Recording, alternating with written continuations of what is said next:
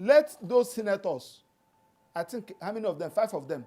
Let them tell us the place, the bush their own children are rearing cow. A bill to introduce ranching in Nigeria. The ranching will regulate the movement of herders, the movement of cattle across the country, was read on the floor of the Senate, but some senators from the north rejected the bill. According to them, that bill will destroy the nomadic lifestyle of the Fulani. According to them, that bill will restrict the movement of Fulanis. According to them, the Fulani man loves his cattle so much that he wouldn't want to be restricted to a particular place. They were speaking passionately about the Fulani herders, and someone is asking a very important question. Are your children in the bush rearing cattle? Well, I will allow you to watch the video, this interview by this lawyer Maxwell. We'll be back at the end of the video to discuss properly. I want to start by saying that the senators that objected to this bill should be recalled immediately by their various constituencies.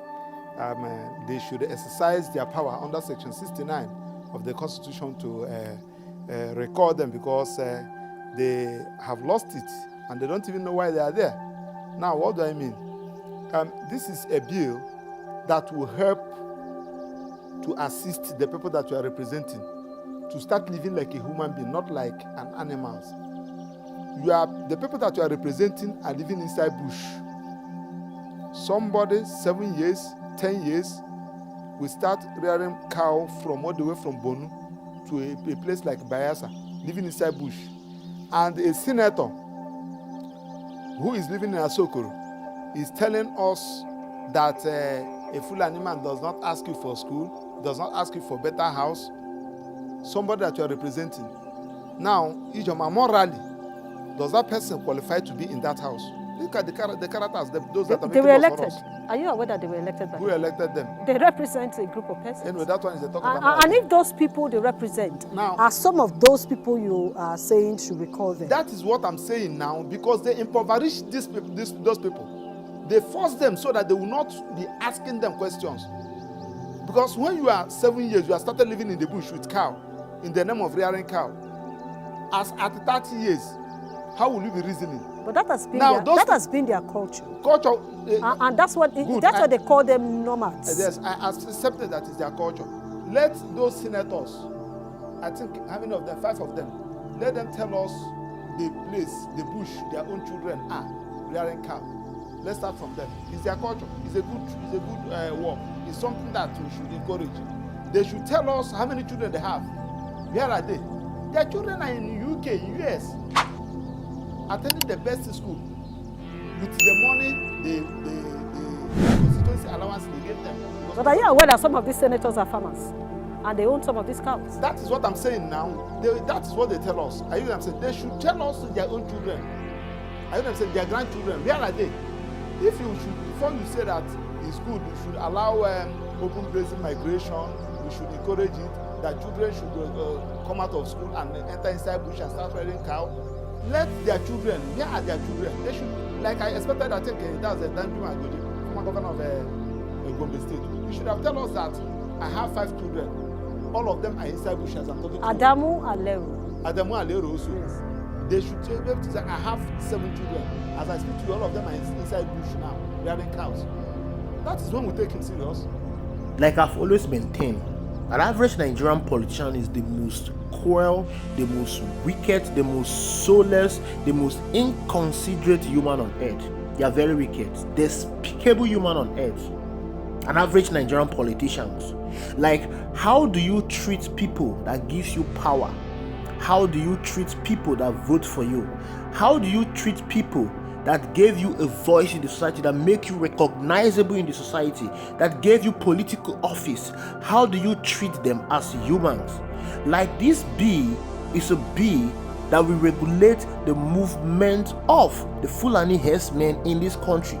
You all know the menace these people they've caused in this country, how they encroach into people's farmland, destroy their product, destroy their farm produce, kill them. Some of them take over people's ancestral home, and we know that most of the people that are doing this are not really the real Fulanis. We've been living with Fulani herdsmen for a very long time. They are not the real Fulanis. Of course, there has been a lot of report that has come out to say that during the 2015 election, that is the proceeding leading to the 2015 election, the APC imported fighters into this country. They imported Fulani fighters into this country.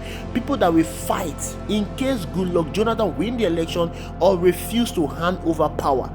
And after using them to execute their plans during the 2015 election, they abandoned them. These people went into the bush and started rearing cattle, and this is the reason why they've been killing people, and they are going about with AK-47. How did they get that AK-47? Now there is a bill to regulate their movement.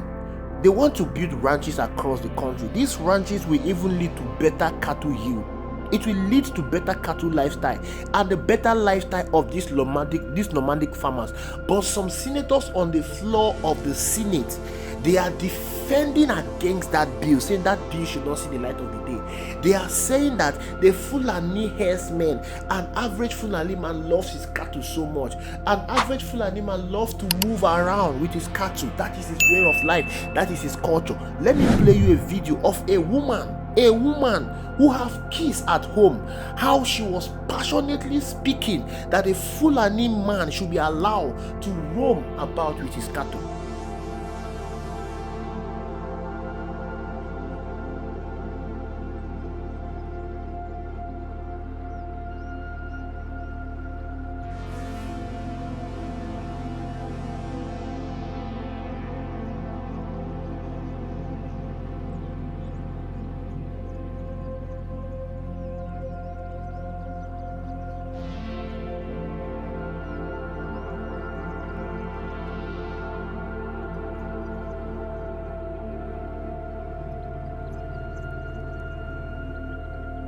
That is a woman who has probably 5-6 kids at home, speaking in a despicable manner about a human being.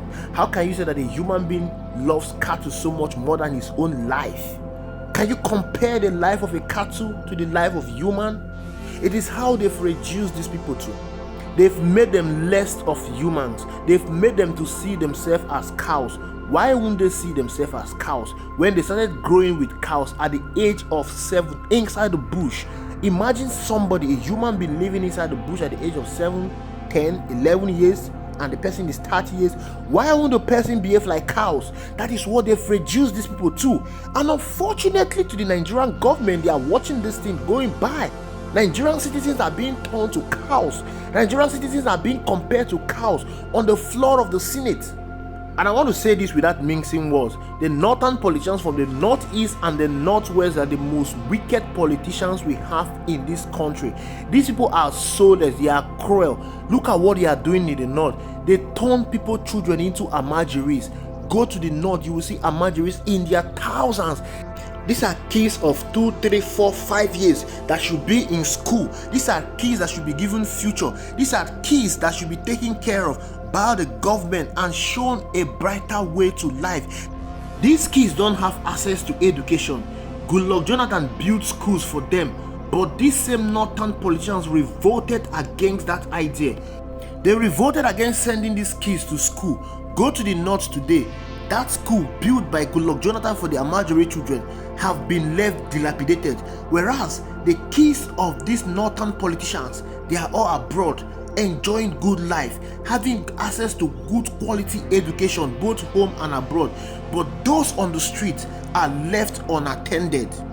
These are the children they introduce into nomadic lifestyle. These are the children they send into the bush to go and take care of their cows. I can tell you, the cows you're seeing on the streets, these cows are not owned by those boys. These cows are owned by northern oligarchs, by the northern elites. They send these kids to go and cater for these cows at the age of 7, 6, 12.